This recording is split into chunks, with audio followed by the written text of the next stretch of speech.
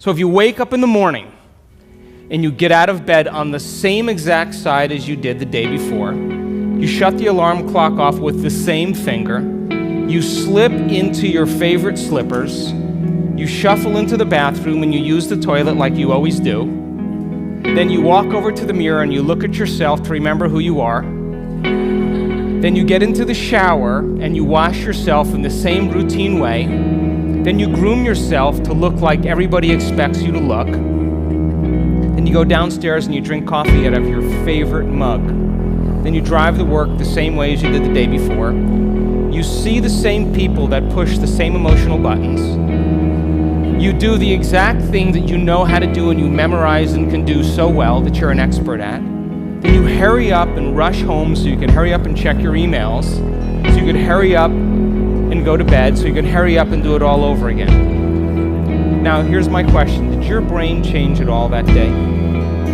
We could say that you were thinking the same thoughts, performing the same actions, that create the same experiences, that produce the same emotions, but secretly expecting something to change in your life. Would you agree?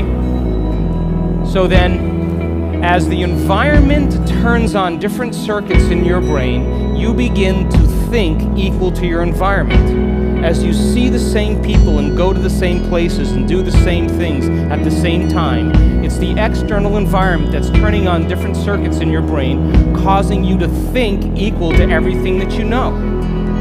And as long as you think equal to everything that's familiar or known to you, what do you keep creating more of?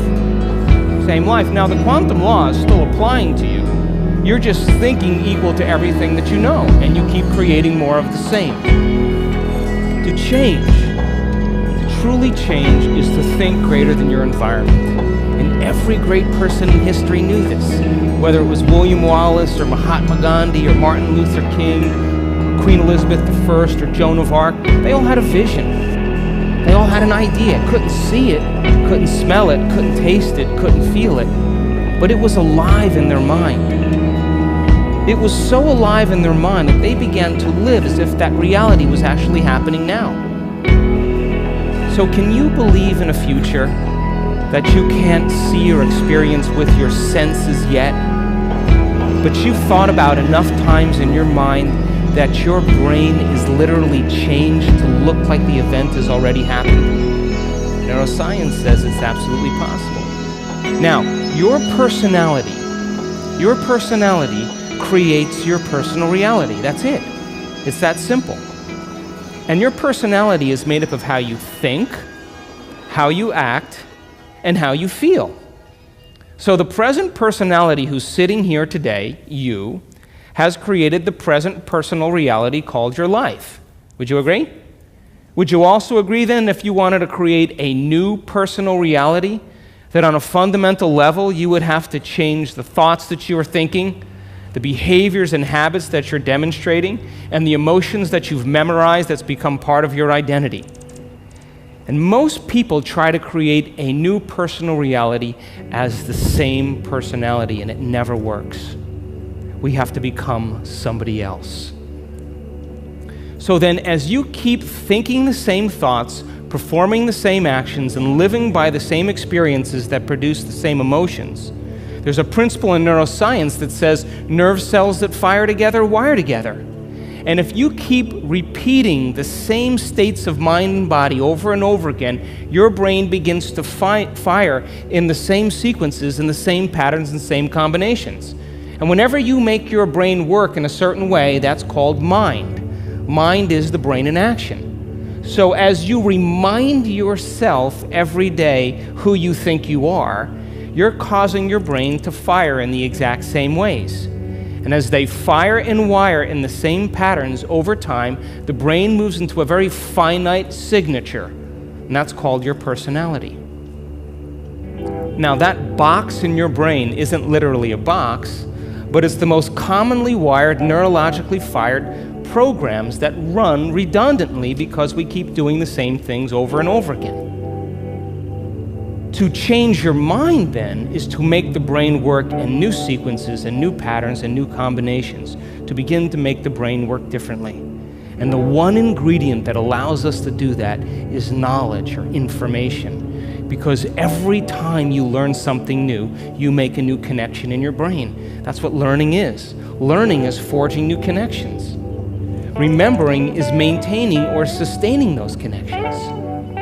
So now, every time you have a thought, you make a chemical. And if you have a great thought, or an unlimited thought, or a joyful thought, you turn on a set of circuits in your brain that fires in a very specific sequence, pattern, and combination that produces a level of mind that turns on another part of the brain that makes a chemical for you to begin to feel exactly the way you were just thinking, great or unlimited or joyful. Now, if you have a negative thought or an unhappy thought or a self-depreciating thought, you turn on a different set of circuits in a different combination, a different sequence, and a different pattern that produces a different level of mind. And the brain then begins to make a different batch of chemicals that signals the body for you to begin to feel exactly the way you were just thinking, negative or unhappy or unworthy. So the moment you begin to feel the way you think, because the brain is in constant communication with your body, you begin to think the way you feel, which makes more chemicals for you to feel the way you think, and then you think the way you feel, and then you feel the way you think, and then you think the way you feel. And some people do this for 20 or 30 or 40 years. Now, the redundancy of that cycle over time creates what I call a state of being. And a state of being is when your mind and body are working together, or your thoughts and feelings are aligned to a concept. So thoughts are the language of the brain, and feelings are the language of the body. And as people get caught in this cycle of thinking and feeling and feeling and thinking, over time, they condition their body to memorize that emotion as well as the conscious mind. And whenever the body knows as well as the mind, that's called a habit. A habit is when your body is the mind. Now, 95% of who you are by the time you're 35 years old is a set of memorized behaviors, set of emotional reactions, beliefs, perceptions, attitudes that run just like a computer program. So 5% of your conscious mind begins to work against 95% of what you've memorized. So the person wants to think positively, but they're feeling negatively. They want to create their dream board, and put up their future life, but they feel unworthy. That's mind and body in opposition. We have to recondition the body to a new mind.